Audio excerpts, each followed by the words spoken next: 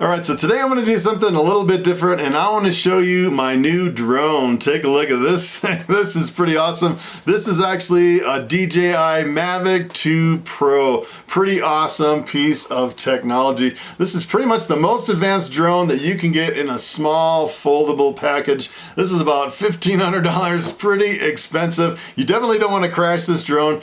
And essentially what I was going to do is I was going to just kind of fly this and start including some of this really cool footage, kind of like B-roll and at the end of the videos and stuff like that. And then I started thinking, you know, if you actually looked at my videos and started looking at that drone footage, you might be tempted to get a drone yourself. And let me tell you, before you jump into actually buying a drone, you really need to know the ins and outs of drone ownership. And in this video, I'm going to start pretty much just kind of go through the basics, just touch on them really lightly. The first thing I want to touch on is the hidden cost of drone ownership, as far as all the legal hoops you gotta jump through. And then I'm going to cover some of the rules and regulations that you definitely need to know if you're operating a drone, if you're buying a drone, thinking about buying a drone. And the other thing I want to show you is kind of all the accessories that I got with this drone. As a matter of fact, if you go over to DJI, these, I think they list for about $1,700, but you can actually go over to Amazon, save a few $100, and then get a whole bunch of accessories with the drone, which is essentially what I did. I got a bunch of really cool stuff with the drone. I want to show you all that stuff. And then at the very end of this video, I'm going to try to take a test flight, my very first flight with my $1,500 drone. Hopefully I actually won't crash this thing. So that's what I'm going to try to do at the end of this video. It's a pretty stable drone, so I don't expect to have any problems. If the wind is pretty good. It's been kind of gusty lately, so if the wind is calm enough, I'll probably go out and attempt my very first flight. So the first thing I want to cover is the hidden cost of drone ownership. And really what you do is when you're looking for a drone, most people look at the drones, and pretty much the number one thing you're looking at is how much does this drone cost? And that is definitely not what you need to be looking at. The number one thing you need to look at is how much does this drone weigh, because it really depends on the weight of the drone. This one's coming in at just a little over 900 grams. And at 900 grams, it's in a completely different class as a smaller drone. And the FAA pretty much set the cutoff limit at 250 grams. If you have a drone that is 249 grams or lighter, it's kind of considered, I would say, kind of like a toy. It's not really considered an aircraft like this one. And if you're less than 250 grams, you actually don't have to register it every 3 years. And if you have an aircraft like this, this is the aircraft. I am the pilot according to the FAA, because this is over 250 grams. Now I have to register this every 3 years. It's kind of like buying a car, and you have to register your car every 3 years. And the good thing is registration is only $5, so it's not a whole lot of money. But the thing is if you have this and you just throw it in your closet, you know, 3 or 4 years pass and you don't keep the registration current, you're actually breaking federal law. You need to keep the registration current on this drone. The other thing is if you're above 250 grams and you use this for commercial purposes, which means that if you make a single dollar on the use of this drone, you are a commercial operator, and everything changes as a commercial operator. So for example, I actually wanted to use this for my YouTube channel. I do make money on YouTube. I'm actually a full-time creator here on YouTube. It's pretty much all I do for a living now, is just make videos for YouTube. And if I actually buy this and actually upload the footage from this drone onto my YouTube channel, then I am a commercial operator.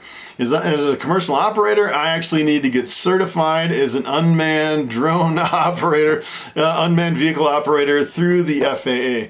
And let me tell you, it is a little bit more complicated than I thought it was going to be. As a matter of fact, there's a lot of places out there that'll actually have classes and videos, and they'll charge for all the classes and everything.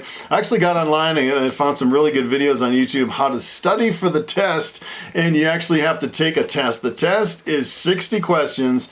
It's 2 hours long, and you have to pay $150 every time you take the test, whether you pass it or not. And you actually have to retake the test every 2 years as a commercial operator. Now, every 3 years, I have to pay the $5 registration fee, and I have to study. I'll probably study for about a month before I can actually take that test. It's a really complicated test, and I actually have to take the test every 2 years, pay the $150 every 2 years, which is kind of crazy. And if I actually go in and take the test and I fail the test, I can take the test 2 weeks later, but it's going to cost me another $150. And you know, once you kind of go down that road, you're paying for the commercial operation of this aircraft.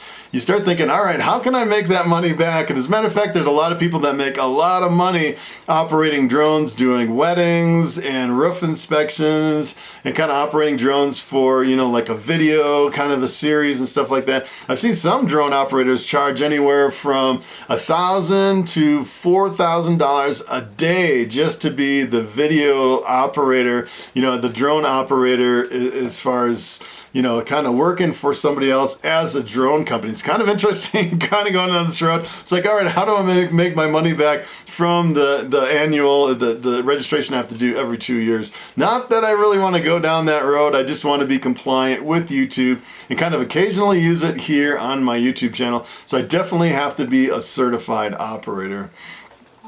And the other kind of a hidden cost when I got this one, so for example, you say, all right, I'm going to do YouTube, I want to do a drone for my YouTube channel. I'm going to pay the fees, I'm going to study, I'm going to do the test and everything. The other kind of the hidden cost up front that I found as far as this particular drone is it comes with this remote. Take a look at this remote. This is actually the remote it comes with. And these things that fold down on the bottom right here actually fit your phone right here. So essentially what happens is your phone becomes part of the remote controller. And here is kind of the glitch in the whole system. I've actually, what you need to do is you need to have an app that actually connects to this whole system. You download the app and then you use the app to control parts of the drone. It's almost like you have two screens. You have the screen up here on the controller, and then you have another screen down here where you can do a lot of functions.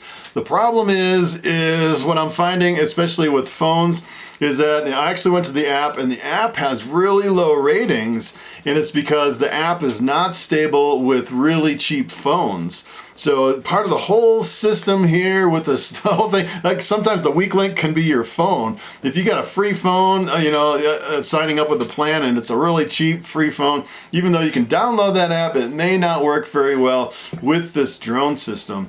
And you can actually upgrade to a different controller. They actually have a controller with it's almost like a phone built in right in the controller, but it's an extra $700. Now you're taking $700, adding it to the $1,500, and you're up, quite a bit of money to actually get into this project. So the other hidden cost I would say as far as this is a lot of people use multiple batteries, and the batteries are really expensive.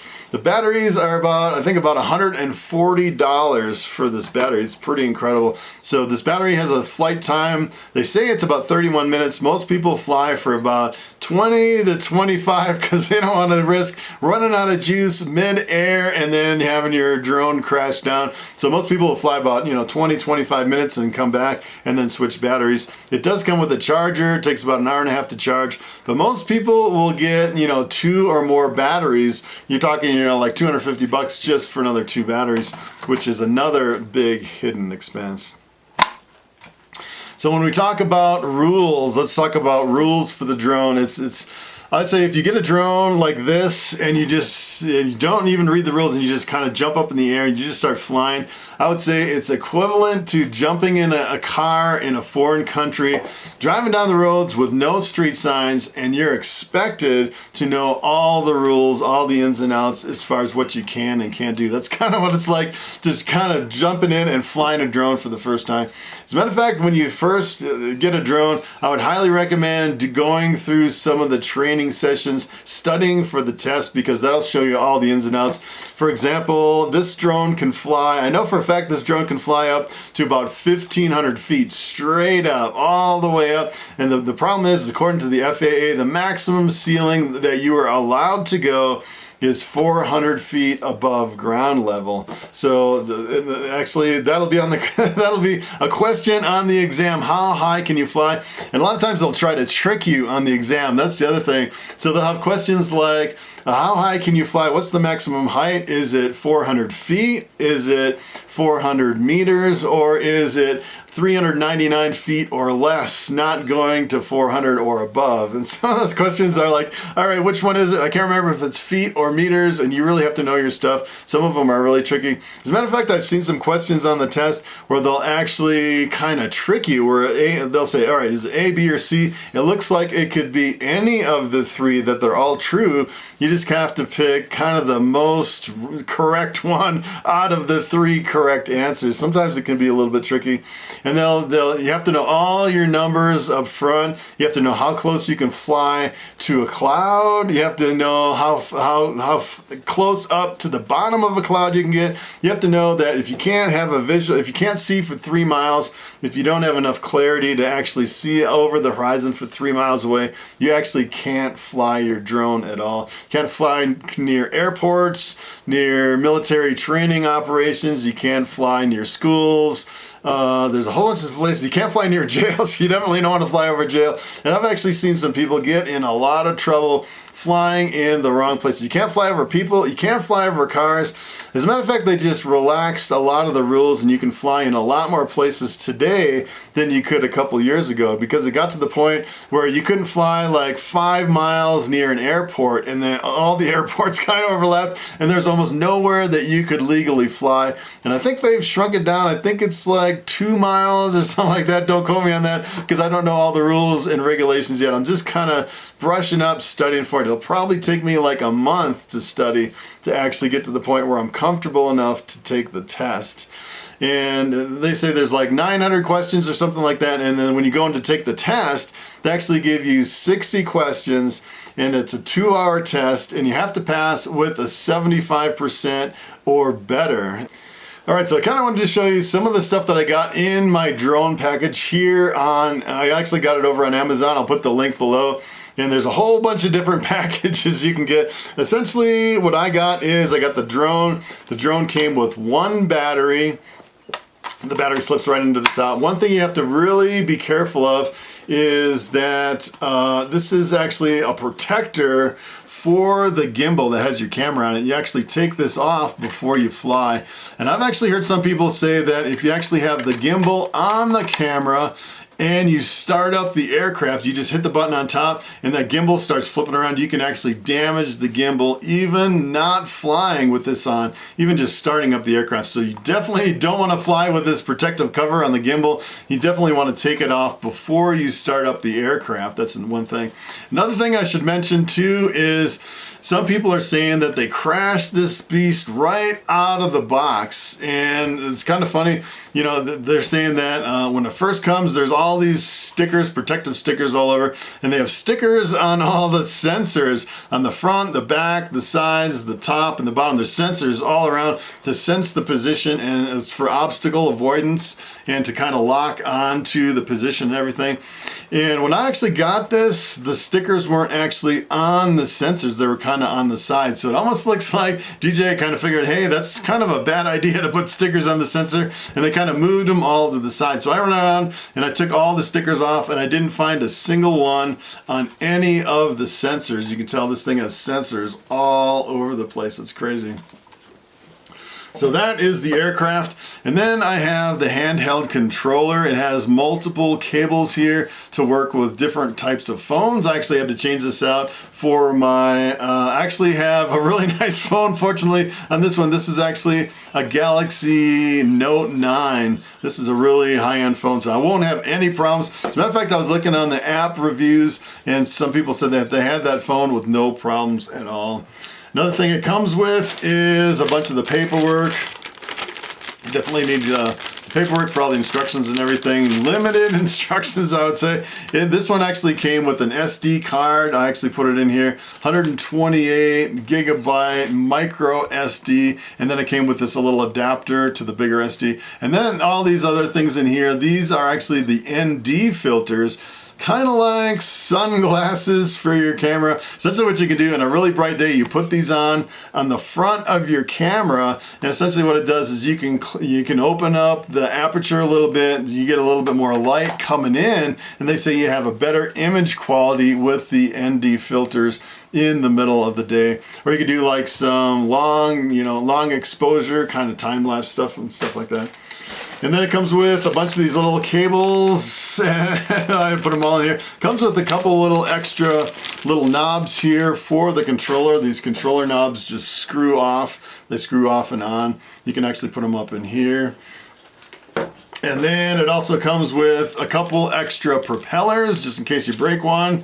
And then it also comes with this charger, and this charger essentially has two different things on it. One, you can charge the battery over here, and then another one, you have to charge your handheld controller. So keep in mind, if you actually have this, you have to charge the battery on your control unit, on your drone. You actually have to charge the battery in this handheld controller, and then you have to charge the battery in your phone. Make sure you have power to all of them before you can actually fly. So that's the one thing you have to keep in mind.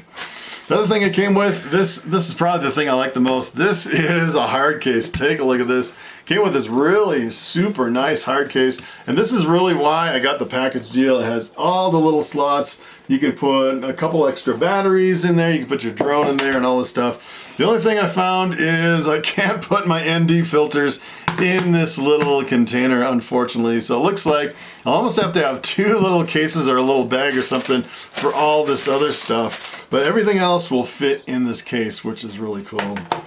So what I'm going to do from here is I'm going to take this outside. I want to make sure everything's charged. I want to make sure that I don't have too much wind outside. It looks like it's a bright sunny day. I'm going to take it outside and see if we can go for a fly.